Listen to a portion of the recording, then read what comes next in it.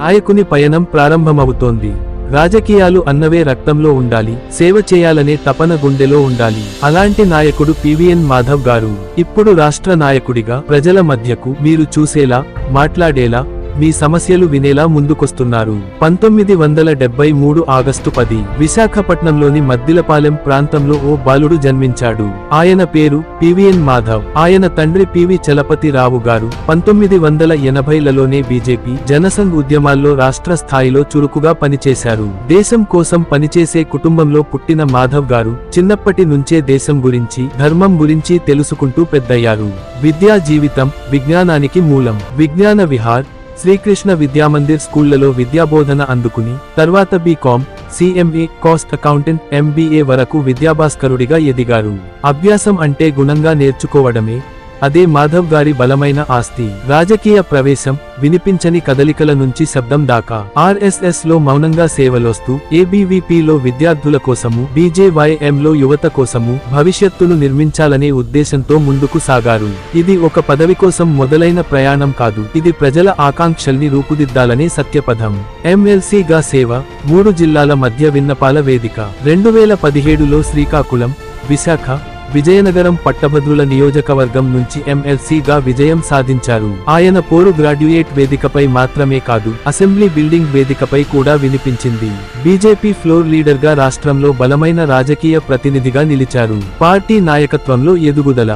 పార్టీలోని ప్రతి బాధ్యతను నిబద్ధతగా చేపట్టిన మాధవ్ గారు ఆర్ఎస్ఎస్ అనుబంధంతో బీజేవైఎం నుంచి బీజేపీ రాష్ట్ర కార్యదర్శిగా ఎదిగారు. పార్టీలో శబ్దం లేకుండా పనిచేసే నేతల్లో శబ్దమే మారిన నేతగా మారారు. రాష్ట్ర అధ్యక్షుడిగా బాధ్యతలు పునాది నుంచి శిఖర దాకా. 2025 జూలై 1 మాధవ్ గారు అధికారికంగా ఆంధ్రప్రదేశ్ బీజేపీ రాష్ట్ర అధ్యక్షుడిగా ప్రమాణం చేశారు. ఒకే నామినేషన్, ఒకే అభిప్రాయం, పార్టీ కేంద్ర నేతల పూర్తి మద్దతుతో ఈ బాధ్యత ఆయన భుజాలపై వేశారు. ఈ రోజు ఆయన రాష్ట్రంలోని పార్టీ కార్యకర్తలకు ఓ ఆశ, ఓ ఆత్మవిశ్వాసం. సామాజిక పరంగా బీసీ సామాజిక వర్గంలో నుంచి నాయకత్వానికి చిహ్నం. బీసీ వర్గానికి చెందిన నాయకుడిగా ఆయన నియామకం బీజేపీ సమాజాన్ని సమగ్రంగా ఆకర్షించే కొత్త దిశగా ప్రయాణం చేస్తున్నట్టు సంకేతం.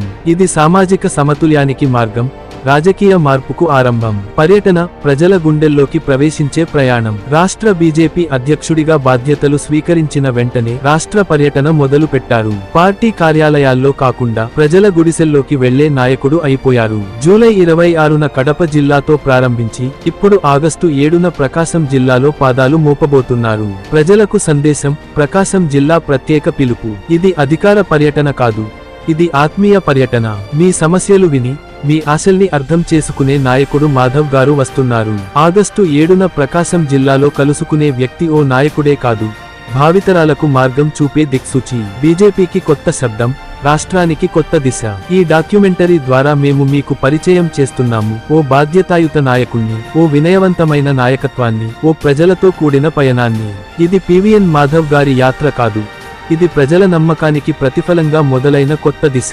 మీ నియోజకవర్గం నుంచే మొదలవుతుందో నాయకుని గాథ. ఈ డాక్యుమెంటరీని ప్రతి కార్యకర్తకి, ప్రతి యువతకి చేరవేయండి. ఆంధ్రప్రదేశ్ రాజకీయం ఇప్పుడు కొత్త పుట తిప్పుతోంది.